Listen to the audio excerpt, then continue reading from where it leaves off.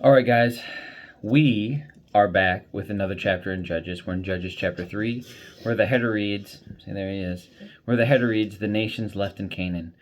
Now I'm going to go ahead and let you know that there's 6 verses, and then there's a little prelude that's going to give us a description. So it's shorter than the usual? No.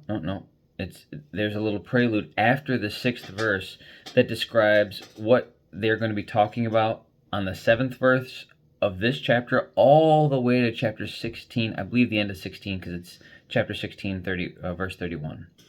So I'm going to go ahead and read that piece just so we can know what to expect for what is going to be quite a bit of a majority of what's left in Judges. So here we go, guys, hopping right into it. These are the nations that the Lord left in the land to test those Israelites who had not experienced the wars of Canaan. He did this to teach warfare to generations of Israelites who had no experience in battle.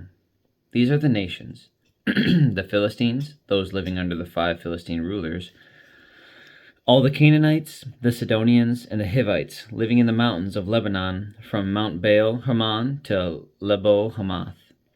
These people are left to test the Israelites, to see whether they would obey the commands the Lord had given to their ancestors through Moses.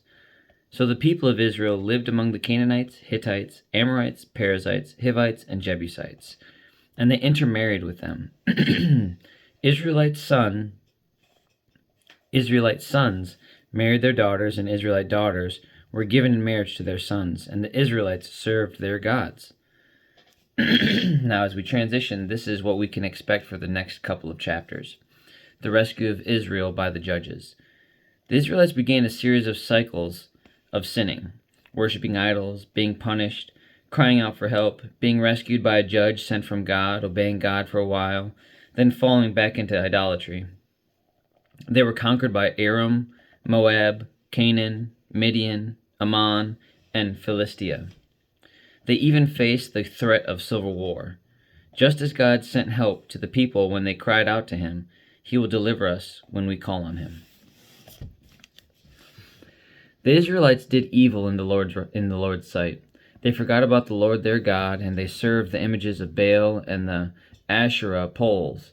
Then the Lord burned with anger against Israel, and he turned them over to King Cushan Rishathaim of Aram Naharaim. And the Israelites served Cushan Rishathaim for 8 years. But when the people of Israel cried out to the Lord for help, the Lord raised up a rescuer to save them. His name was Othniel, the son of Caleb's younger brother, Kenaz.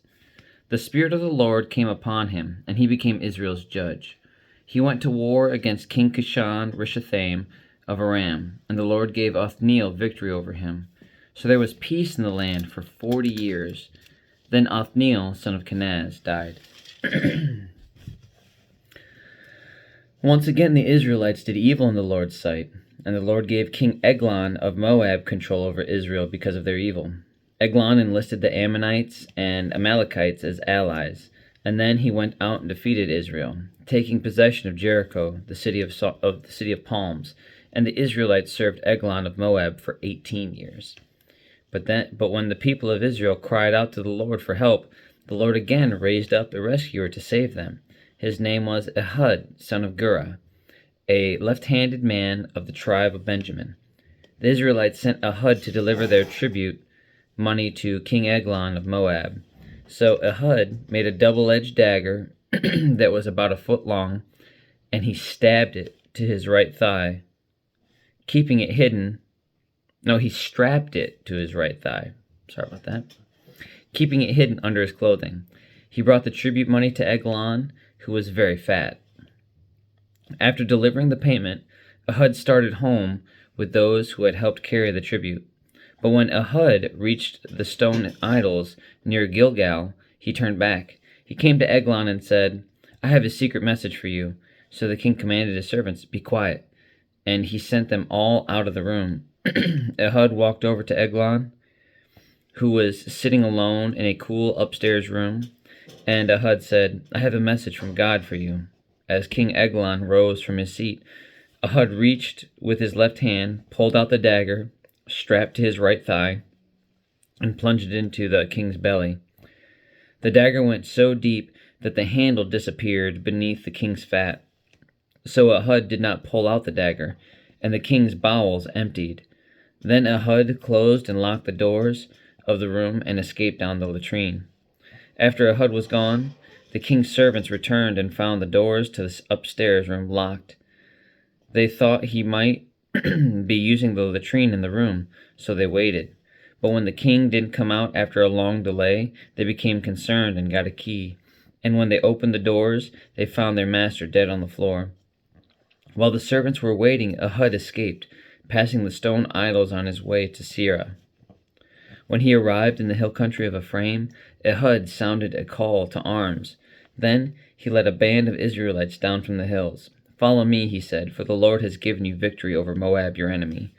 So they followed him, and the Israelites took control of the shallow crossings of the Jordan River across from Moab, preventing anyone from crossing.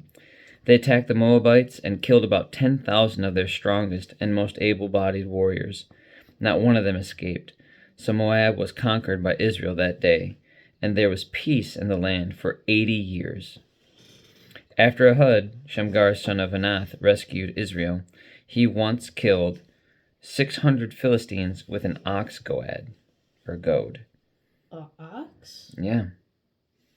That's an interesting, and that's the 31st verse, and I don't know, it's so interesting that they put that last piece in there. So that's the end of the chapter. And so they're telling us this great story and how there was peace for 80 years. And then there's one more verse that goes, well, by the way, after Ehud, Shamgar son of Anath, rescued Israel, he once killed 600 Philistines with an ox goad. I'm going to have to find a different translation for that, because what's an ox goad? How that's separated, I assume the skull? I don't know. Maybe if anyone's watching this and they know, you guys could comment and let us know. Just for fellowship, just for that communication piece. How would a skull last 600 people? That's a fantastic question. Any piece of any animal beating or stabbing or cutting down 600 people, assuming that there were shields and other weapons, once killed 600 Philistines with an ox goad. So I have no idea, but I think it's crazy. And I shouldn't even say crazy, because I relate to it. That the back and forth with the Israelite people, they're led, and they allow God to fulfill His promises for years at a time, but then after a certain point, life gets so good or so comfortable, and they just completely forgo everything, and they just align with whatever's convenient at the time. And I think that's so true for a lot of us. That flesh just wants the easy button. And not to say that there aren't certain aspects of fellowship and following Christ that are a little bit easier, simply because He provides that peace and that rest for us. But I don't think it's easy for the flesh.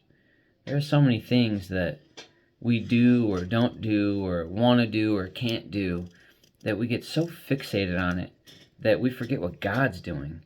And when we don't allow Him to do what He needs to do in us to get us to where He wants us to be for what we want, which is the crazy part. And so that's something that I've been struggling with for you could argue my whole life. But I've just been more aware of it these last couple weeks, couple months, and so it's been to a great frustration of mine. And I don't want to say bitter, but bitter is probably the right word about it. I've been pretty frustrated these last couple weeks, and so I really relate to the choice of these Israelite people. And it's not so much that I think that I'm worshiping other things. I think I'm just struggling to let certain things go, like frustration and anger and disappointment. And while you could make that argument that those can be gods if we let them be, how we become fixated on them and focused on them and give them all of our attention. And so in recognizing that, I regularly find myself humbled at how frustrated this flesh can get at its own self. And in doing that, still doesn't recognize that we just need to throw it at the foot of the cross and just submit. But man, sometimes it's just so super difficult, and I just struggle to do that. But on that note, have a good night. God bless. We love you. Jesus loves you. And we will be back for chapter 4 of Judges tomorrow, where the header reads, Third period, Deborah and Barak. Deborah becomes Israel's judge. And so, have a good night and God bless, guys. Like and subscribe. Like and subscribe, yeah. Have a good night and God bless. We'll see you guys tomorrow. Good night.